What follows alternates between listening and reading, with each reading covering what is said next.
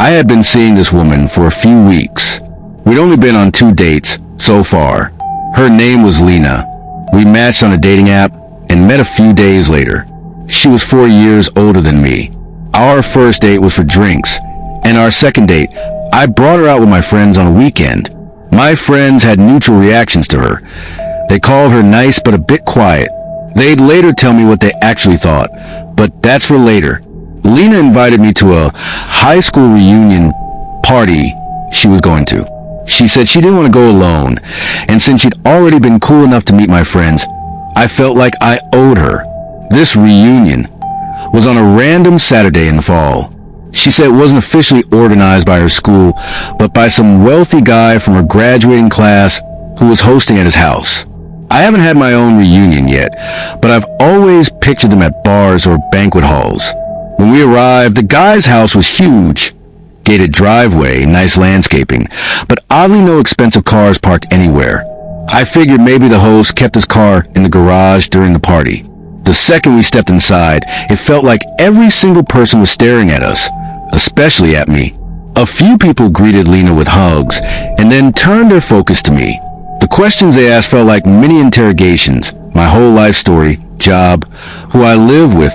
Lena finally pulled me away, only for us to go talk to more people who were just as invasive. The crowd didn't even look like they were in their late 20s. A lot of them looked mid-30s or older. I whispered this to Lena, and she just shrugged, saying some people don't age well. I asked if she knew everyone here, and she said yes. Then I asked about the host because I was curious, but she claimed she hadn't seen him yet. All the while, the staring continued. Lena said it was probably because people were curious who I was, which made sense at the time, but the party just fell off. There was no music. Everyone dressed strangely, not like typical 20-somethings at all. My discomfort kept growing. I told Lena I was going to the bathroom, but really I just wanted a break and an excuse to wander the house. I didn't even have a drink in my hand to ease the tension. I found the bathroom, went inside, locked the door even though I didn't need to use it, and sat there just to breathe.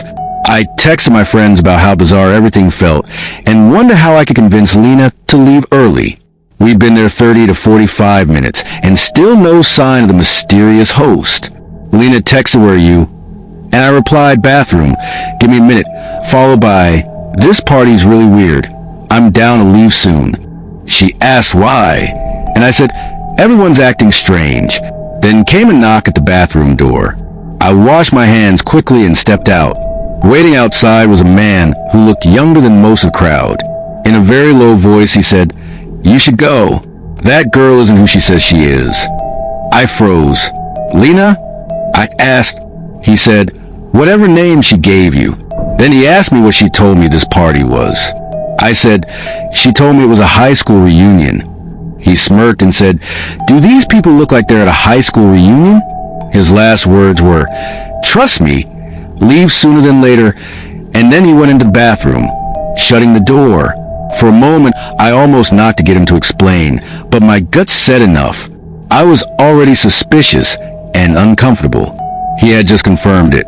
I walked straight for the front door, trying not to draw attention. Still, I felt eyes on me as I crossed the room. I went straight to my car parked on the street and drove off. Lena texted asking where I went. I didn't answer. When I got home, I searched her phone number on white pages. The name wasn't Lena, it was Madison Gray. The address I'd picked her up at both times didn't match the address linked to that number. It hit me that both times she was already standing outside waiting. I'd never seen her leave the house. I finally replied, "I had to leave. I'm sorry," and blocked her number. My friends later joked about it, saying they thought she was weird from the start, but didn't want to burst my bubble. One of them even said it sounded like I was in a real-life get-out situation. My friends and family still toss around theories about what was really happening. Some people think I made it sound worse than it was, until I tell them about the fake name and the guy who told me to get out.